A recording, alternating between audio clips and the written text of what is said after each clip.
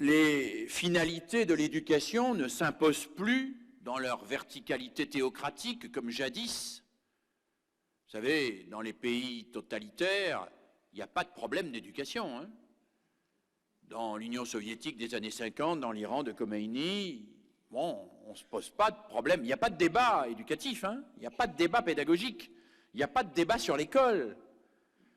Il y a un catéchisme qui s'impose à tous et les parents ou les enseignants qui n'agissent pas conformément au catéchisme qui s'impose à tous, eh bien, ce sont des dissidents ou des hérétiques.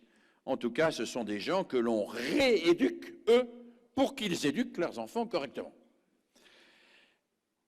Il y a des finalités de l'éducation qui viennent d'en haut et qui s'imposent à tous.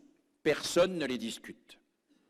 La démocratie, ça a cet inconvénient, mais qui est aussi peut-être un avantage, c'est que les finalités de l'éducation ne s'imposent plus d'en haut, qu'elles ne nous sont pas en quelque sorte proposées comme étant des vérités auxquelles il suffirait d'obéir, mais que nous avons à les rediscuter sans cesse et à nous les réapproprier individuellement et collectivement. Alors oui, c'est une crise de l'éducation, c'est une crise qui est corollaire de l'émergence de démocratie. Mon collègue Guy Coq, philosophe, dit même que la notion de démocratie rend l'éducation, si ce n'est difficile, du moins quasi impossible à penser, parce que précisément, on ne sait plus s'accorder ou on ne parvient plus à s'accorder sur ce qui est l'avenir commun à proposer à nos enfants. Alors oui, il y a une crise de l'éducation et assumons-la telle qu'elle.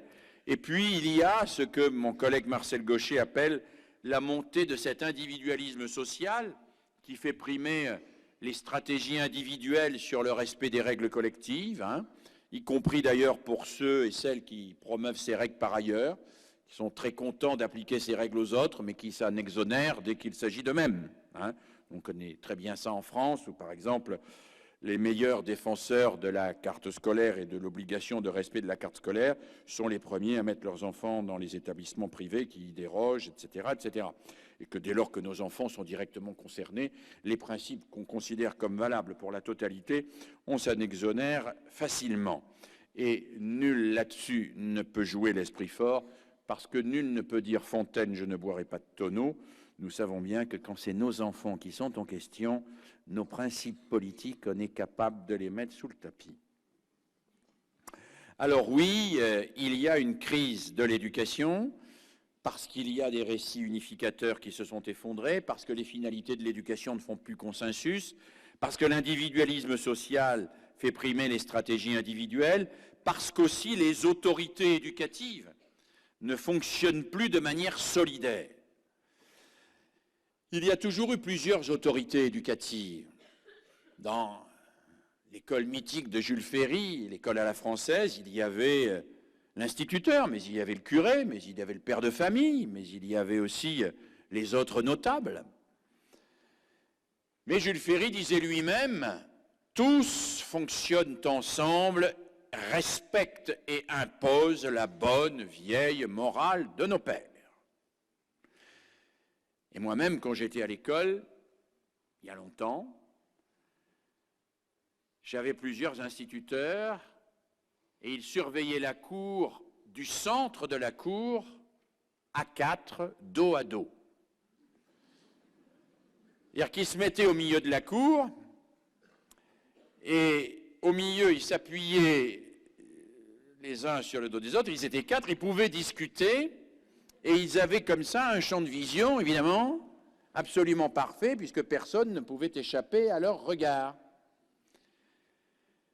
Cette image des quatre instituteurs surveillant ensemble la cour dos à dos, mais reste encore très présente à mon esprit comme garante de la solidarité des autorités éducatives, en quelque sorte.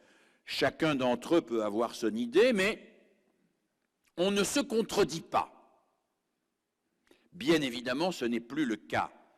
Entre l'autorité du maître et l'autorité des parents, entre l'autorité des médias et l'autorité des copains.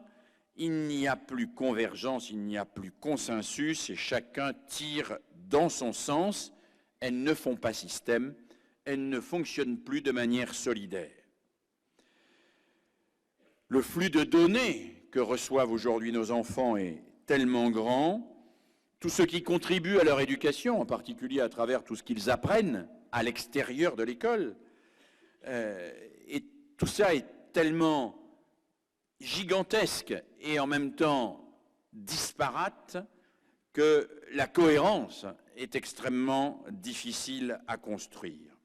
Et puis enfin, et c'est peut-être le point le plus précis et le plus préoccupant, cette crise de l'éducation est aussi liée au fait que l'enfant est devenu aujourd'hui, dans nos sociétés modernes, un cœur de cible pour ce que mon collègue Bernard Stiegler appelle le capitalisme pulsionnel. Qu'est-ce que le capitalisme pulsionnel? Bernard Stiegler dit qu'il y a eu d'abord le capitalisme industriel, ça c'était Zola et les mines. Après, il y a eu le capitalisme financier, c'est ce qui agonise sous nos yeux. Et bien maintenant, c'est le capitalisme pulsionnel. Qu'est-ce que le capitalisme pulsionnel? C'est un système économique qui est fondé sur la pulsion d'achat. Et en particulier sur un discours permanent qui susurre à notre oreille et à l'oreille de nos enfants: achète tout et tout de suite, le plus vite possible et sans réfléchir, ça fait marcher le commerce, et si tes parents ne veulent pas te l'acheter, c'est qu'ils sont méchants. L'enfant est devenu effectivement un cœur de cible pour cette armée très bien organisée de publicitaires qui promeuvent l'empêchement de penser parce que précisément, penser c'est réfléchir et réfléchir avant d'acheter, c'est pas très bon pour le commerce. Si je me permets d'insister un tout petit peu là-dessus, c'est parce que mon âge et mon expérience me permettent de pointer une évolution fondamentale et qui s'est accélérée d'une manière, à mon avis, vertigineuse depuis une petite dizaine d'années. C'est l'évolution liée à ce qu'on pourrait appeler le triomphe de l'immédiateté, du tout de suite, de la surenchère et du caprice mondialisé. Effectivement, tout concourt à dire à l'enfant: fais ton caprice. Fais d'autant plus ton caprice que tous les adultes veulent ton bien et que tu pourras faire de la surenchère entre eux pour savoir celui qui t'aime le plus. C'est celui qui cédera le plus à tes caprices. Il y a là, me semble-t-il, un phénomène tout à fait essentiel qui n'est pas dû, contrairement à ce qu'on pourrait trouver écrit ici ou là, à des errances théoriques de pédagogistes irresponsables qui auraient mis l'enfant roi sur un piédestal, mais qui est dû beaucoup plus à une manière de fonctionner dans notre société où l'enfant, et c'est une bonne chose, est aujourd'hui un enfant désiré, mais où, et c'est plus discutable, il est construit, structuré, institué comme un enfant pas seulement désiré, mais du désir. Un enfant qui finalement est là pour nous satisfaire et dont nous satisfaisons les caprices parce que ça satisfait notre propre désir d'avoir un enfant satisfait. Souvenez-vous, vous savez, c'était, je ne sais pas, il y a 3-4 jours ou la semaine dernière ou il y a un mois, c'était l'anniversaire de la petite Sarah. Alors il y avait là son père, sa mère, son oncle, sa tante, ses 2 tantes, et puis la belle-mère d'un côté, de l'autre, le beau-père, etc. Puis la petite Sarah était au milieu, puis autour il y avait au moins une dizaine d'adultes. Et puis chaque adulte, il avait quoi? Un appareil photo numérique et un petit cadeau. Vous imaginez le pouvoir qu'on donne à la petite Sarah, là, au milieu? Il y a 10 adultes qui ont chacun autour d'elle un cadeau et un appareil photo numérique. Et la petite Sarah, elle va choisir à qui elle fait un sourire, vers qui elle va d'abord, à qui elle dit ton cadeau, il est beau, il est plus beau que l'autre. Elle ne le dit pas forcément parce qu'elle est polie, il est plus beau que l'autre, mais elle va dire, mais oui, le cadeau de mamie, il est vraiment très beau. La maman, on lui a donné le pouvoir de faire ce qu'il veut. C'est lui qui distribue les bons points. C'est elle, la petite Sarah, qui choisit entre les adultes les bons et les mauvais. Nous lui donnons en quelque sorte cette responsabilité fabuleuse et qu'elle n'est pas capable de porter parce qu'elle est toujours une enfant, de choisir parmi les adultes ceux qui la satisfont et ceux qui ne la satisfont pas. Alors oui, il y a eu un changement radical, me semble-t-il, dû à cette sorte d'hégémonie de la société du capitalisme pulsionnel qui met l'enfant en situation d'obtenir tout ce qu'il veut en jouant sur la rivalité des adultes qui veulent tous être aimés plus les uns que les autres. Et pour obtenir l'amour de l'enfant, que ne ferait-on pas en satisfaisant le moindre de ses caprices? Alors oui, c'est un changement radical qui est là, sous nos yeux. Il est tellement évident qu'on ne le voit pas. Comme le dit Paul Lyonnais, un démographe récemment décédé d'ailleurs, qui a écrit un remarquable livre sur le recul de la mort. Jadis, les familles faisaient des enfants. Aujourd'hui, ce sont les enfants qui font la famille. Il y a famille quand l'enfant arrive. Il a raison. Et ce pouvoir extraordinaire que nous donnons à l'enfant, est-ce que nous l'aidons suffisamment à l'exercer ou est-ce que nous sommes complices, directement ou indirectement, de ce capitalisme pulsionnel qui le met en situation de tout exiger et de tout vouloir sans jamais réfléchir, en considérant que tout lui est dû et que de toute façon, s'il ne l'a pas, c'est qu'on ne lui veut que du mal. Alors, je crois qu'il nous faut recentrer les questions de notre système scolaire et plus globalement de notre système éducatif autour de cette réalité-là, autour de la montée de ce sujet pulsionnel qui n'est pas le sujet du désir exactement. J'ai dit tout à l'heure l'enfant du désir, peut-être ai-je eu tort. La pulsion n'est pas le désir. La pulsion, quand elle est réalisée, on revient à l'électroencéphalogramme plat. Pulsion, réalisation, retour à zéro. Le désir, c'est merveilleux, c'est fantastique, c'est bien au-delà de la pulsion. Ce qui caractérise le désir, c'est que quand il est réalisé, il est toujours présent. Le désir d'apprendre n'est pas tué par le fait de savoir. Au contraire, plus on sait, plus on a le désir d'apprendre. Le désir de l'être aimé n'est pas tué, fort heureusement, par la présence de l'être aimé.